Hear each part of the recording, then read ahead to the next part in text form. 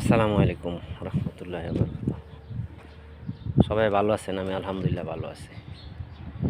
আমি বর্তমানে সৌদি আরব এনসিসি কোম্পানিতে আছি। রেজওয়াতের একটা শাখা হইল এনসিসি। রেজওয়াত একটা গ্রুপ কোম্পানি। আলহামদুলিল্লাহ খুব ভালো কোম্পানি। আমি আগেও দুবাই করছি, সৌদি করছি, কিন্তু কারো কথায় কাজে মিল পাই নাই। অফিসেও না, কোম্পানিও তো না, যা মিলে আসছি বিশাল লাগাইছে অন্য কোম্পানিতে। আর এইটাই যে এনসিসি, এটা এনসিসির সাইট পাওয়ার প্ল্যানের সাব স্টেশনের কাজ করে।